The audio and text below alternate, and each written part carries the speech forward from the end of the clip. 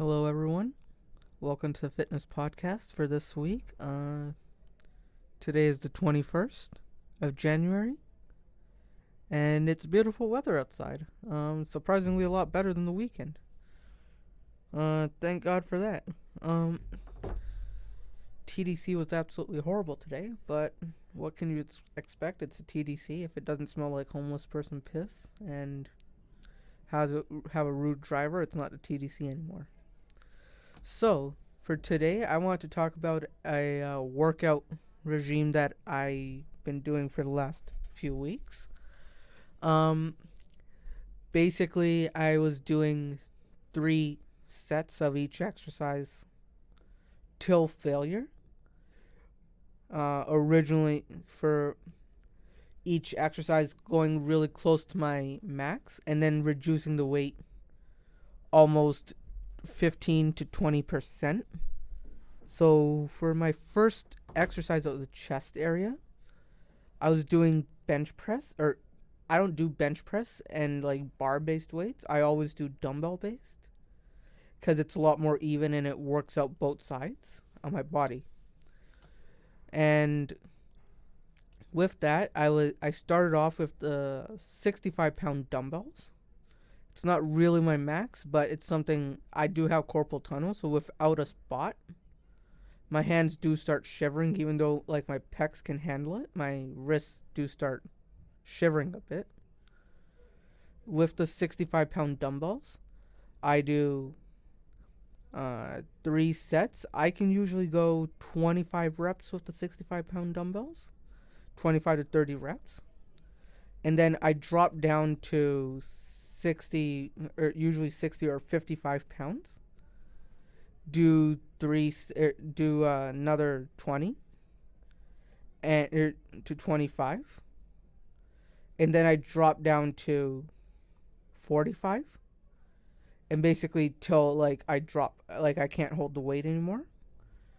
Do another till, and I can usually last at that point only like 15 reps. And I do this cycle one time per angle that the seat goes at. So do you know how the seat changes angle? And the way this helps is it helps each segment of the pectoral muscle develop or strengthen. And I almost do the same thing with pec flies, but the thing is I don't do pec flies unless I have a spot as well because of previous injuries. But if I was to, my pec fly weight starts at 50 pounds. Like I said, my wrist does start shivering if I do heavier chest exercises without a spot. And I would go down to 45 and then 40 for pec flies. That would be for my chest workout. And I would do push-ups and my push-ups, when I see people do push-ups, their arms are super wide. They bend their back, and like they move their back more than they move their arms, and their hands are like pointed inward. That's not how you're supposed to do it. That focuses your tendons more than your muscle, and it's really bad for your rotator cuffs. So the way I reckon, you can have your arms wider, but instead of bending at the traps, like your upper back, you would bend more with your arms, almost like a military press. And if it like too close of a grip is too hard for people, possibly moving your arms back would be a good option. And yeah, that's a big suggestion for chest workout. And I never actually just do chest.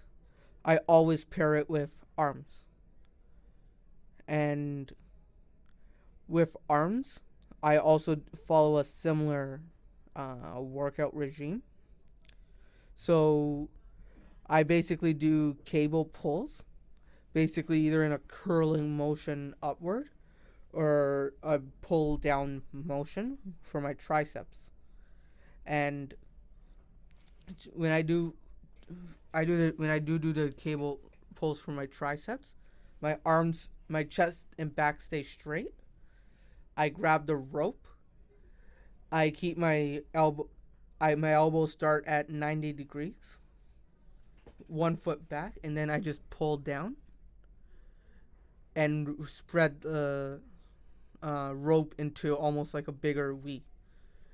And I let it back until my arms come back to 90 degrees. My upper arm above the elbow with my humerus area has to stay in the same spot against my body. And it's only my forearm that goes down and up.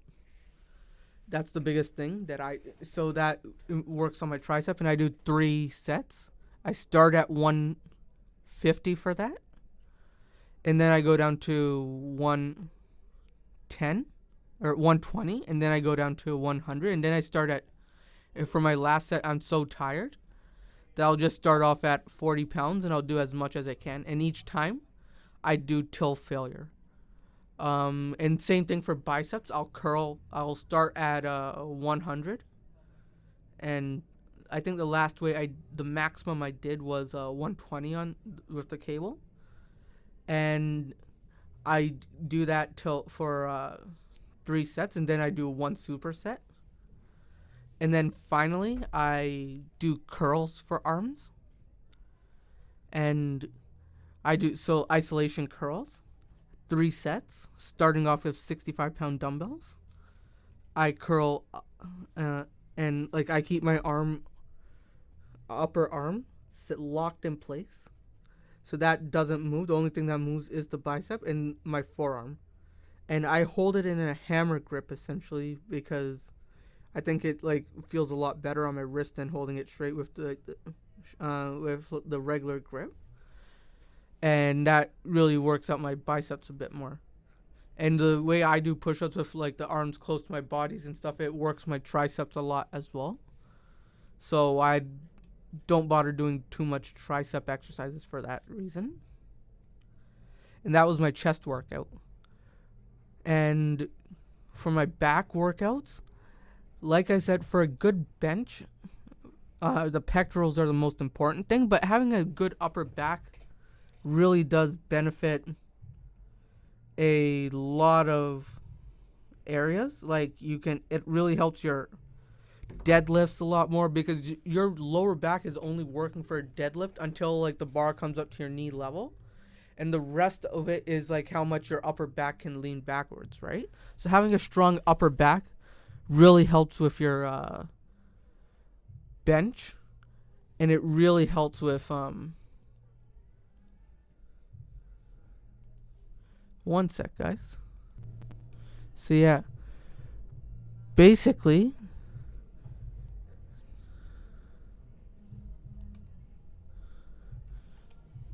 hold up, guys. Technical issues. Well, not so technical as opposed as the room next door is having a lit party. I gotta go tell them to shut the fuck up. Alright, guys, tech issues got fixed, and I told the guys next door to, if they can silently shut the hell up, and they decided not to. So, they're lost. They can't listen to our podcast. So yeah, I was talking about my upper back exercises. So I basically do not Romanian deadlifts, lawnmower rows. Per arm, I start off with 80-pound dumbbells. And I do lawnmower rows for each side, 3 sets, and I drop 5 to 10 per side, and 5 to 10 pounds per side each time I move a set. And by that, like everyone's like, oh, it's lightweight, you're only doing 35. My God, does it hurt after you do your exercises? And that's my start for my upper back. And then I do lat pull downs, then rows. Basically start, and for my lat pull downs, I do almost my max. I forgot what number. I put it at half. Or no, 75%. A bit less than 75%, I'd say, on the thing in my initial lat pull down. And that's my max, and then I do 1 set of that, or one pull of that, and then I do go down like 2 blocks. I do 6 reps of that. Then I do 150 pounds. I do 2 sets of that, or until I get to like 10-15 reps of each, and then I do 1 superset until failure on like literally 60 or 70. And then same thing for rows. And this focuses your upper back, really broadens your lats, helps you with your pull-ups and stuff. It's really helpful. And rowing is an exercise that actually like utilizes your entire body. So yeah, it's really good. And if the stronger your upper back is, the more chance of you improving your lower back. So that actually brings me to my next topic. My lower back, I basically do deadlifts, which are my specialty. My current max for my deadlift is 205 kilos. Let me just check that in pounds. I haven't used pounds in a while for deadlifts. I always when I talk to people, I talk in terms of 20 kilo plates. So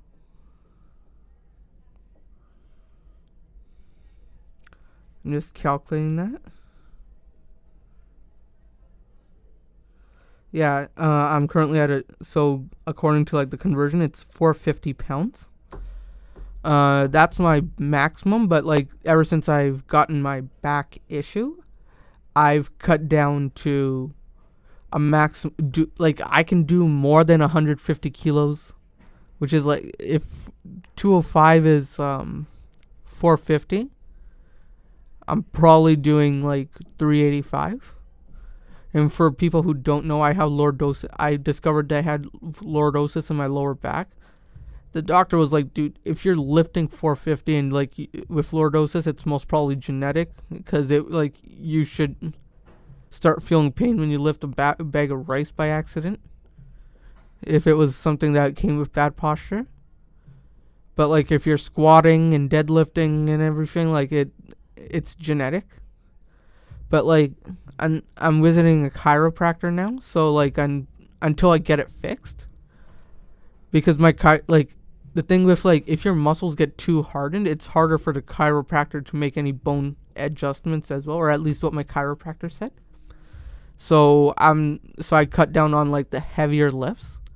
So right now I start off with 150 kilo deadlift, and then I work my way down to 225, and usually I shock the muscles in a way where I don't actually start with these exact weights, but I always shift them around. It's something that Arnold suggested in his movie. So if you're so I started with so sometimes I start with 135, and I go all the way till what I can lift, and sometimes I'll start the other way, where I'll go straight to I stretch and warm up, so it's not that big of a deal, especially as something that it's lighter as opposed to what I'm usually lifting before. So it's not that big of a deal for me, but guys, please do warm up before you do this. Warming up and stretching is key. I'll give you a few tips later on as well. With that, and I'll usually drop 10 pounds per side, and usually go till 135, 225, depending on what my mood is that day. And biggest suggestion is, I heard Robert Oberst say this, cleans are probably a lot better, power cleans, because unless you're lifting it, you're professionally competing in deadlifts and stuff, it's probably not the best idea to be just going around deadlifting and isolating too much on the lower back, because the risk to reward ratio is not that much as opposed to something like the clean. So I'm a bit weary. Robert's a professional Who is this fiend messaging me? Oh, hey, it's Mr. Shane. Alright. One sec, guys.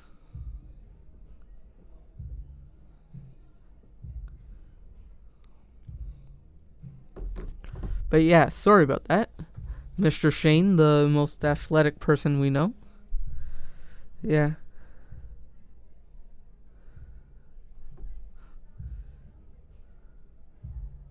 Oh. Oh, that's cool. Alright. But yeah, so, that's my lower back issue. And then I just do a few shrugs for traps and shoulder press and all that. I don't count shoulders on the same day I do chest because my arms are so weary that day. I always do my shoulders on the same day I do back. But yeah, it's pretty cool. And it really does help me out. And then finally I come to legs. My knee has a problem, so I don't go as hard as I used to for legs. Before I was going like crazy. Like I would do like 720 pounds on incline leg press. I would always like max out the leg press machines and stuff. But nowadays I've mellowed down on that, just like help my joints a bit. So right now I can squat close to 385 to 400 if I tried, because that was the last thing I did. Last squat I did was close to 400. But and you guys might think I'm joking, but like the people who've actually seen me, I'm talking about you, Dan. Like you'd actually be shocked as like how badly I treated my lower body before. I think it's on my regular Instagram as well, where I just max out the leg press machine for the hell of it, and I used to do like 10 times 10 of that because it was super light.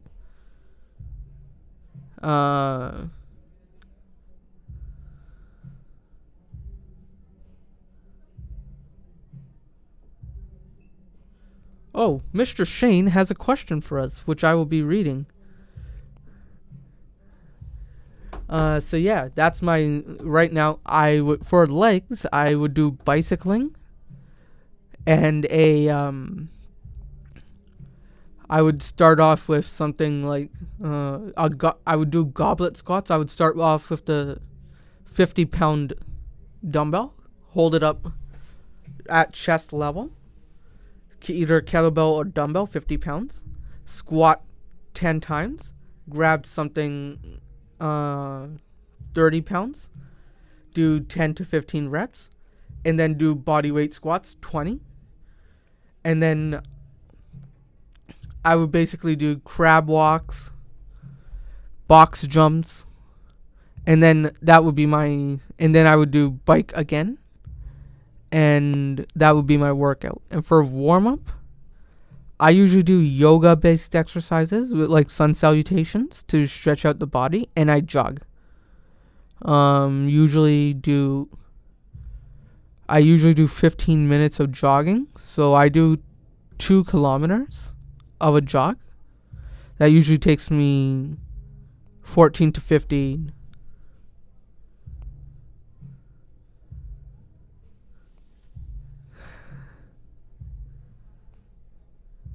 Mr. Shane, Mr. Shane, Mr. Shane.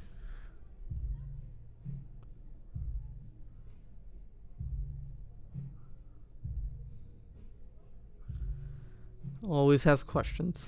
That's why he excels as a student, one of the smartest people in college. Like ever. Mr. Shane's probably the smartest person I know.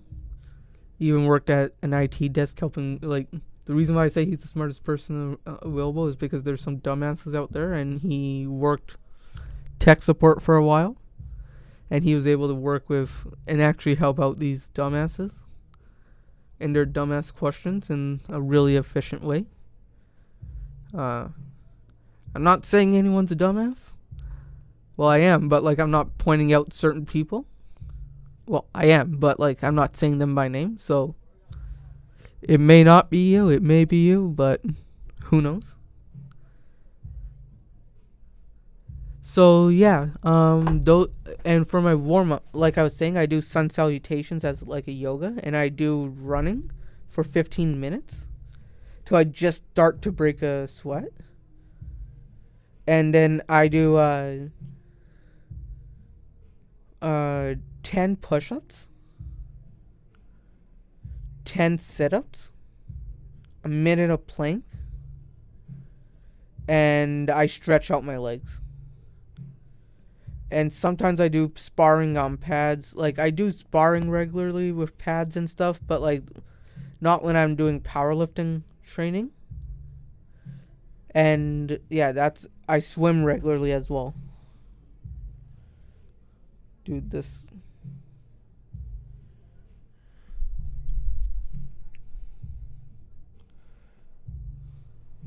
sorry about this, guys.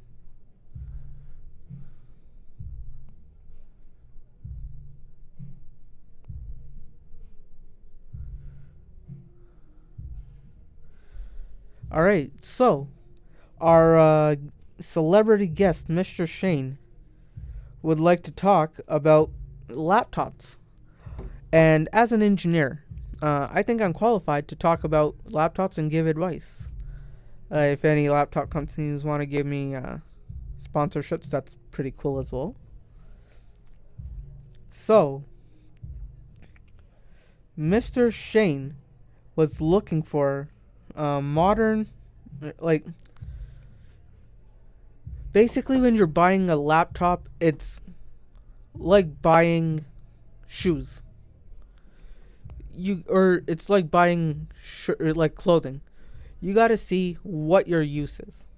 There's basic hardware. There's going to be process, and then like there's key factors are stuff like your processing speed, your RAM, your internal storage, weight, and actual screen size.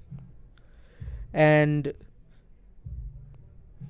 you got to look at what your overall objective with the laptop is. Is it a work laptop or is it a gaming laptop? Are you an engineer? Like, do you use a lot of CAD based software or graphic design software or video editing software where you have to render? Or are you doing something like data mining where you need storage and RAM? Or are you using it for business purposes where you would need some sort of storage, but like you would need something more basic? So for me, when I do data, I currently do data mining projects. My newest project I'm working on, like my newest work is an MBA project where I don't want to give out too much details, but it's like sports analytics.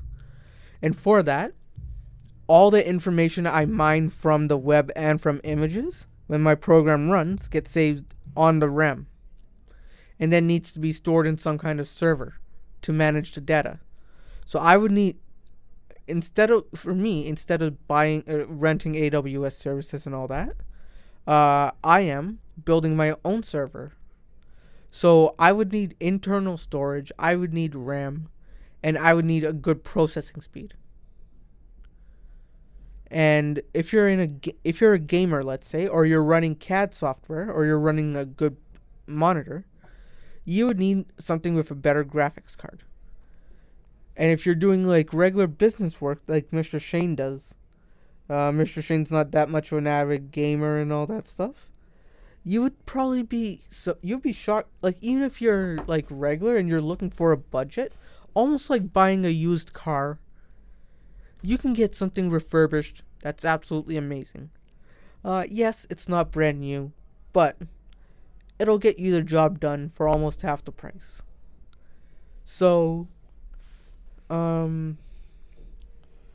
Shane's laptop right now. Let's see what like the one he bought. And this man has balls for getting me to. Yeah, so for $400, he got himself a HP Elite book. Really good processing and everything for its price for $400. It has an extra SATA port so he can put in extra storage. I think it has another slot for RAM, DDR4 or no DDR3, I believe. Yeah, so it's a pretty decent upgradable laptop. Like the initial specs, I believe it's an i7 4th generation, has a 128 GB SSD. That's just what's off the top of my head right now. But because it is upgradable, it's definitely something he can work with, and it's pretty fun. But me and him were trashing Apple the other day, and this is what I was afraid of, because once I get started on this topic, I can't stop. Linux is free. It's an open source version of Unix. It's what your Android is made out of. It's Ubuntu. There's many distributions. Because it's open source, you can use its code anywhere. You can you can get it for free and resell it, or rename it as your own and put it up. Because it is open source, people get it for free in the coding industry. If you take something that is free and sell it for money, you are an idiot. Because you're like, everyone knows that they can get that exact thing for free. Now, the Mac OS is a kernel or a version of Linux. This is why I say Mac users are idiots in a sense.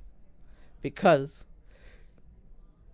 they can get if they like the Mac UI so much, get a damn Windows computer and put Ubuntu on it. Yeah. Get a pen drive or a hard disk, stick it to your Windows laptop, which literally costs 40% less. Put a VM for Mac OS on it. Not even Mac OS, any Linux distribution like Fedora, Ubuntu, which has really good UI that's extremely comparable to Mac OS, and run that. Why are you paying some sweatshop owner extra money for software that's free? That's what pisses me off. And at least when Steve Jobs was alive, like, the man had some sort of innovation. The newest Apple product was really good.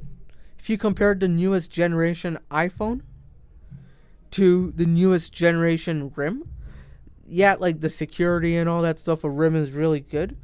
But the phone itself for BlackBerry looked like every other phone out there. Apple was revolutionizing the industry then. So yeah, I understand them using like some cutbacks and like all that and charging extra price back then. Don't get me wrong, Steve Jobs was still a scumbag. That you're not going to change your mind on that. But he had some sort of innovation. What the hell is Tim Cook doing now?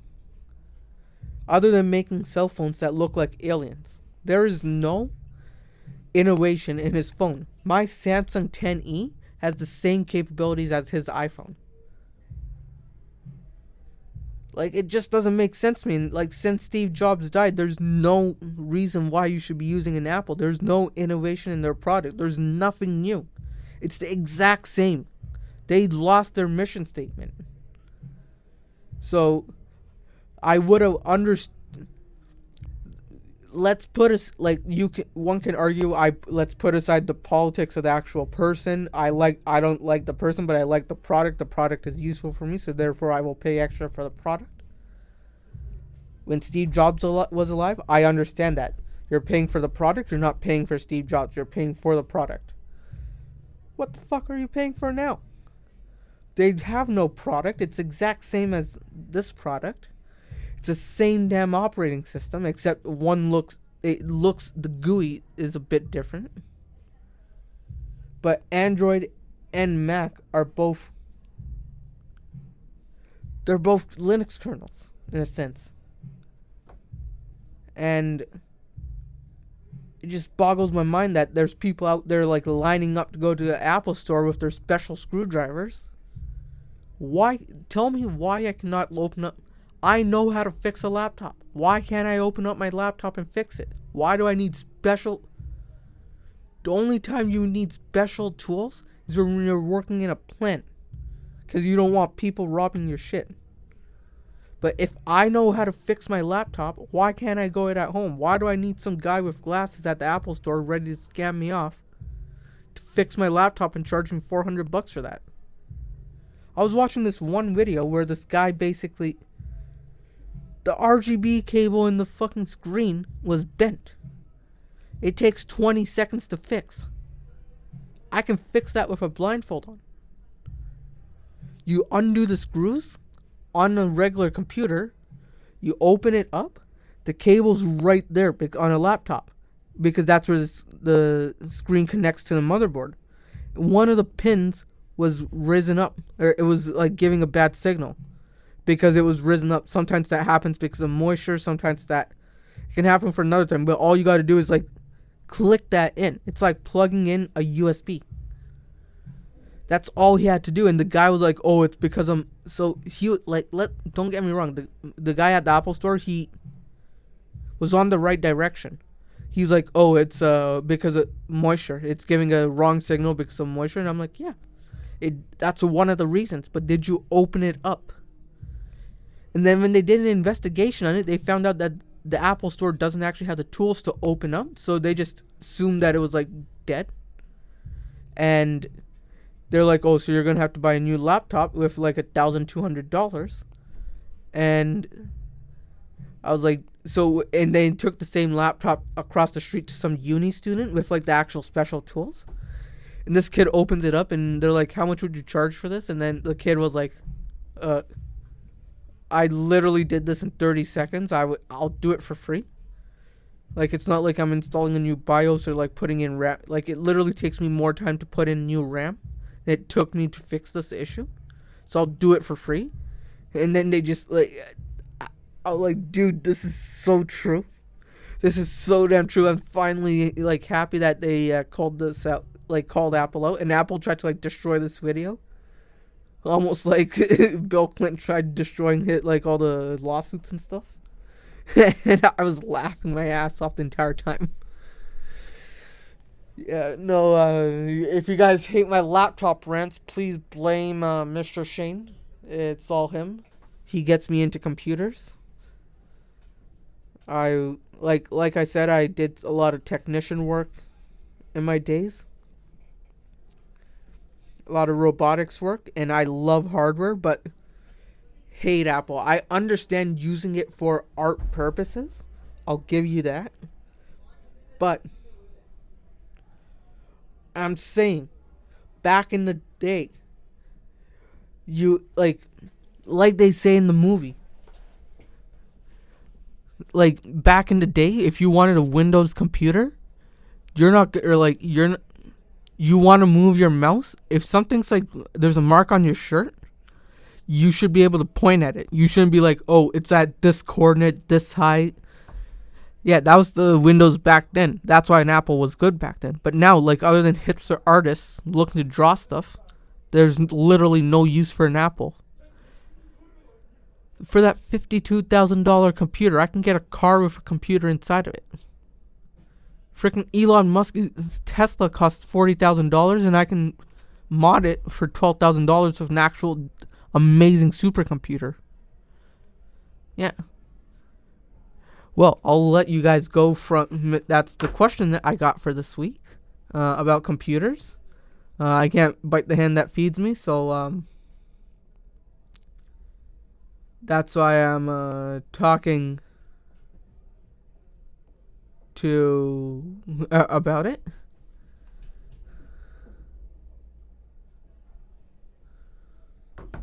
All right. Take care, guys. Let me actually just check if there's any more questions for me. No, there isn't. All right. Take care.